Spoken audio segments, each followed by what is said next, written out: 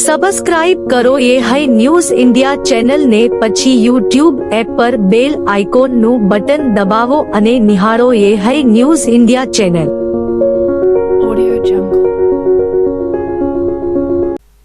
આવતીકાલે સોમવારે વડાપ્રધાન નરેન્દ્ર મોદી વર્ચ્યુઅલ ઉપસ્થિતિમાં ભીલડી રેલવે સ્ટેશનને 8.50 કરોડના ખર્ચે નવું જંકશન બનાવવામાં આવશે.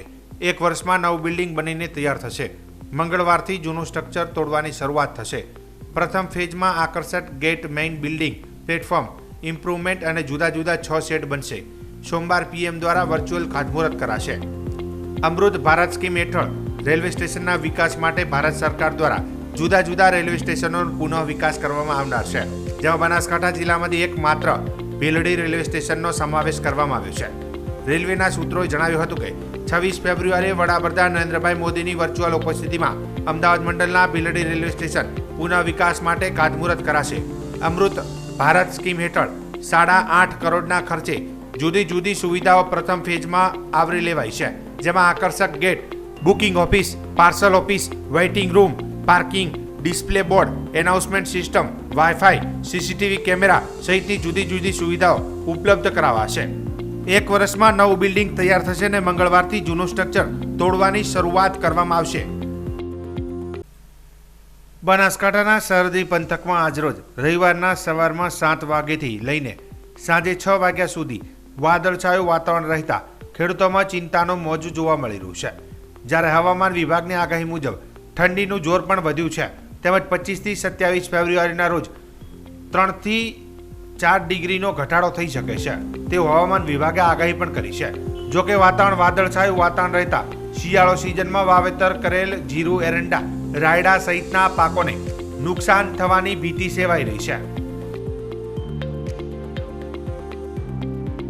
બનાસકાંઠા જિલ્લાના સરહદી વિસ્તાર વાવના બોકણા ગામના વતની અને સમગ્ર ગુજરાતમાં નામાંકિત કવિ પરબતભાઈ નાયની પ્રથમ નવલકથા તારી હથેળીમાં મારું નામનું વિમોચન તારીખ 25/2/2024ના રોજ થરાદની ખાનગી હોટલમાં કરાયું હતું, જેમાં બહોળી સંખ્યામાં સાહિત્ય રસિકો પણ ઉપસ્થિત રહ્યા હતા.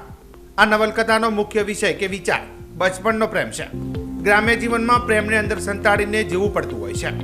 જાહેરમાં જાણી જોઈને દૂર રહેવું અને ખાનગીમાં ઝૂરવું, આ પ્રેમ રસને પ્રવાહિત કરવામાં સર્જકશ્રી પૂર્ણપણે સફળ રહ્યા છે. વાચકોને આ નવલકથા જરૂર સ્પર્શશે.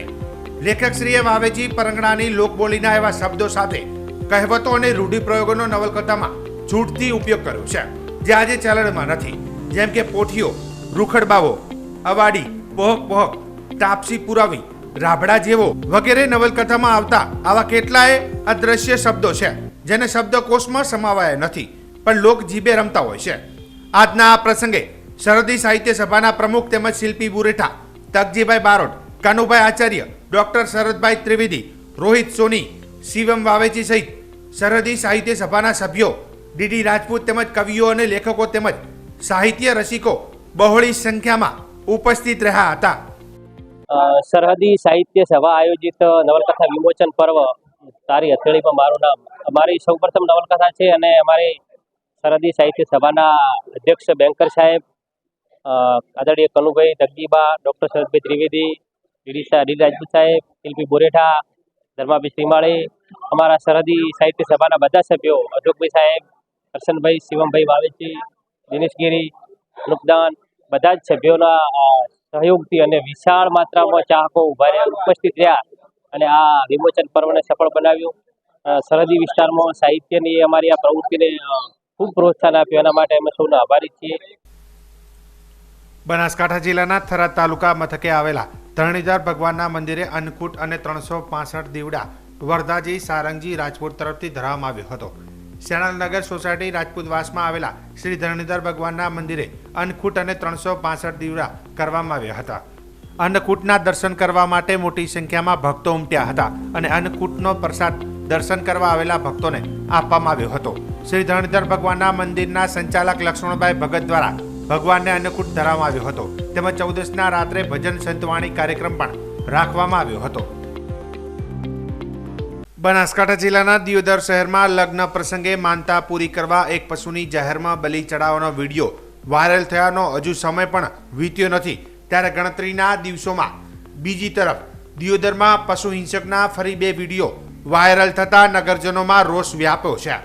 ત્યારબાદ દિયોદર આઝાદ ચોક ખાતે પરશુરામ પરિવાર, દિયોદર નગરજનો, દિયોદર હિન્દુ સંગઠન દિયોદર સહિત વિવિધ સંગઠનના માણસો સર્કિટ હાઉસ એકઠા થઈ રેલી યોજી દરબારગઢ ખાતે પહોંચ્યા હતા, જ્યાં પૂર્વ ધારાસભ્ય માનસીજી વાઘેલાને રજૂઆત કરી હતી, જેમાં પૂર્વ ધારાસભ્ય માનસીજી વાઘેલાએ જીવદયા પ્રેમીઓને આશ્વાસન આપ્યું હતું।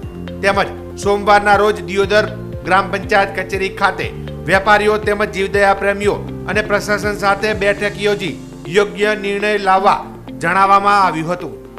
આપણે જે બીના બની છે એ ગામને શોભા આપે એવી નથી બીના, અને જાહેરમાં આવી પશુ બલિ અહીંયા જે કરી છે એને આપણે વખોડીએ છીએ। કાલે 10:30 વાગે એ લોકો જે દિયોદરમાં આવ્યા છે, કોણ છે, કેટલા છે, એમને પણ પંચાયત ઓફિસ બોલાવીએ। ગામના આગેવાનો પણ કાલે પંચાયત ઓફિસ આવો, મીડિયા પણ પંચાયત ઓફિસમાં આવે, અને આપણે પ્રશાસનમાં આપણે પીએસઆઈને કે પ્રાંત સાહેબને એમને બોલાવે તો એમને પણ બોલાવીએ, અને દિયોદરની જનતાને આજનો જે માહોલ છે અને જે રજૂઆત છે જે દિયોદરના વરિષ્ઠ નાગરિકોની અને વરિષ્ઠ વેપારી વર્ગની અને તમામ સમાજની, કે આ લોકો દિયોદરમાં ના રહેવા જોઈએ, ને અમે એના સાથે સમજ છું। અને આ લોકોને કાલે બોલાવી કહ્યું, ભાઈ તમે જલ્દી દિયોદરથી તમારો જે વતન છે અહીંયા જતા રહો, બસ બીજી આટલી જ વાત છે। અને તમારી વાત ગામની વાત વ્યાજબી છે, અને આવા વિડીયો જે આવ્યા છે એ ખરેખર મને તો ખૂબ દુઃખ છે આ બાબતનું। અને ગામના અને દિયોદર જેવા એક શાંતિપ્રિય શહેરમાં આવી બીના બિલકુલ ચલાવી લેવામાં આવે એમ નથી, અને અમે તમારા બધાના સાથે છો, અને જેમ ગામ કહેશે એમ અમે કરશું। કારણ કે દિયોદરના રાજવી બંને પરિવારો છે, અહીંના રાજા કહેવાય, અને પ્રજા રાજા પાસે આવી અને ન્યાય માગતી હોય છે। એટલે આજે યુવાનો દ્વારા, ગામના વડીલો દ્વારા, દયાપ્રેમી અને સર્વ જ્ઞાતિના યુવાનો વડીલો પણ અહીંયા આજે હાજર હતા। એટલે પહેલો પ્રશ્ન કોઈ પણ પ્રજામાં બને તો રાજા પાસે આવવાનો હોય છે, અને આજે રાજા પાસે આવી અને પ્રજાનું જે પ્રશ્નો છે, જેમને એમની લાગણી દુભાણી છે, એનું સત્વરે નિરાકરણ આવે એના માટેનું આજની આ ઝુંબેશ હતી, અને જેથી કરીને આગામી દિવસોમાં આવું કોઈ ખરાબ કૃત્ય ના થાય। કારણ કે એમણે પહેલો વિડીયો મૂકે એના પછી પણ 4-5 વિડીયા પાટણમાં પણ એમણે આ કૃત્ય કરી લેવા આવેલા છે। અને પાછો જે વિડીયોમાં તમે જોયું હશે કે વિડીયોમાં જે બલિ ચડાવવામાં આવે છે અબોલ જીવને, અને એના પછી જે લોકો જશ્ન મનાવે છે એ ખરેખર ના થવું જોઈએ।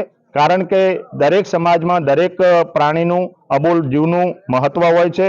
કારણ કે કોઈ વ્યક્તિને જો કોઈ ઈજા થતી હોય તો એ લોકોને દુઃખ થતું હોય છે। આ તો અબોલ પ્રાણી છે જેમનો કોઈ દોષ હોતો નથી, અને એમને જાહેરમાં આવી રીતે એમને મારી અને એ લોકો શું બતાવવા માગે છે, એટલે એના કારણે સર્વ સમાજની, હિન્દુ સમાજની નહીં પણ દરેક સમાજની, અને દરેક આજે જે અહીંયા દરબારગઢમાં જે લોકો વધાર્યા છે દરેક સમાજના લોકો હતા, સાથે મળી અને બાપુ સાહેબને વાત કરી છે। એટલે બાપુ સાહેબે આવતીકાલે અમે એમને બોલાવી અને દિયોદર નગરના 5 આગેવાનોને બોલાવી અમે નિર્ણય કરીશું। એટલે આજની અમને વાતચીત સંતોષકારક લાગી છે, અને આગામી સમયમાં અન્ય વ્યક્તિ દ્વારા આવી લાગણી ન દુભાય એ પ્રયત્ન તંત્રે પણ ગંભીર એની નોંધ લઈ અને આ બાબતે યોગ્ય ઘટતું કરવા, કાર્યવાહી કરવા મારી પણ નમ્ર વિનંતી છે। સબસ્ક્રાઇબ કરો એ હાઈ ન્યૂઝ ઇન્ડિયા ચેનલ ને, પછી યુટ્યુબ એપ પર બેલ આઇકોન નું બટન દબાવો અને નિહાળો એ high news India channel. Audio Jungle.